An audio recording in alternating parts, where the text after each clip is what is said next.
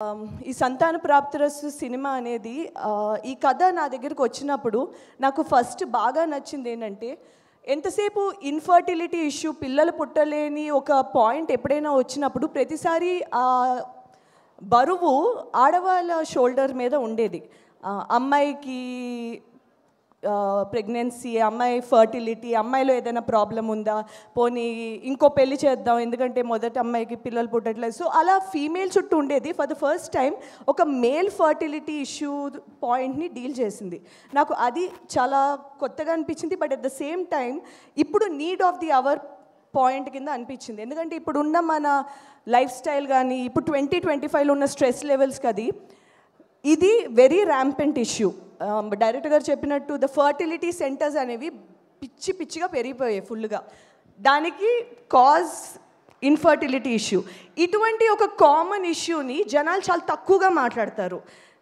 దీనికి కావాల్సిన ఇంపార్టెన్స్ కానీ అవేర్నెస్ కానీ ఈ ఇన్సెక్యూరిటీ వల్ల, ఇబ్బంది వల్ల బయట మాట్లాడితే అది చులకనగా చూస్తారా లేదా నవ్వుతారా, మన ఫ్యామిలీ కానీ ఫ్రెండ్స్ కానీ ఆ జడ్జ్మెంట్ లుక్స్ కానీ వాటి వల్ల దీని మీద ఈ టాపిక్ మీద అవేర్నెస్ మాట్లాడుకోవడం అది చాలా తక్కువగా జరుగుతుంది. సో ఇటువంటి ఒక పాయింట్ ఒక ఎంటర్టైన్మెంట్ ఫ్యాక్టర్తో పెడితే ఎక్కువ జనాలు మాట్లాడతారు. అట్ ద సేమ్ టైం ఈ బెడ్రూమ్లో ఉన్న విషయం హాల్ వరకు వస్తుంది.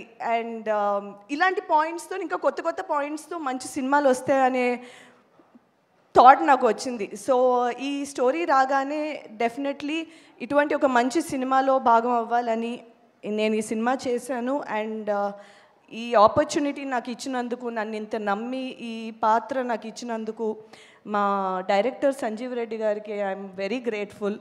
Thank you so much.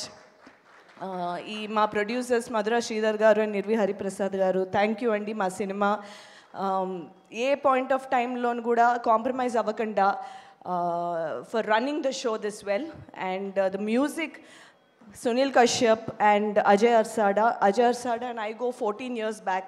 So it's so nice to collaborate with him on a big scale. And మా మ్యూజిక్ అయితే చాలా మంచి పేరు వచ్చింది. So all credits go to Sunil Kashyap and Ajay Arsada. మా డిఓపి మాహిరెడ్డి గారు, మా dialogue writer Kalyan garu and screenplay writer Dawood Shaikh garu. So మా మూవీలో డైలాగ్స్ అనేవి చాలా బాగా వర్కౌట్ అయ్యాయండి. దానికి ఫుల్ క్రెడిట్ మా కళ్యాణ్ గారికి వెళ్తుంది. అండ్ షేక్ దావూద్ గారు అయితే he did such a wonderful job. ఈ స్టోరీని ఎంత బ్యూటిఫుల్గా క్యూరేట్ చేశారంటే చాలా, నేను ఎందుకంటే స్క్రిప్ట్ చదివాను కాబట్టి, అక్షరం చదివాను కాబట్టి నేను స్క్రిప్ట్ చదివినప్పుడు చాలా ఎక్సైట్ అయ్యాను. డైలాగ్స్ కానీ డెలివరీ కానీ అన్నీ చాలా బాగున్నాయి. దానికి మేజర్ క్రెడిట్ అయితే స్క్రిప్ట్, ద ఫస్ట్ ఇంప్రెషన్, నాకు సినిమా మీద వచ్చిన first impression all thanks to Dawood గారు and Kalyan garu. And my direction, మా సినిమా డైరెక్షన్ టీమ్ కానీ డిఓపి టీమ్ కానీ ఎవ్రీబడి థ్యాంక్ యూ. మీరు ఒక్కరు లేకపోయినా ఈ సినిమా ఈరోజు ఇంత మంచి అవుట్పుట్ వచ్చిండేది కాదు.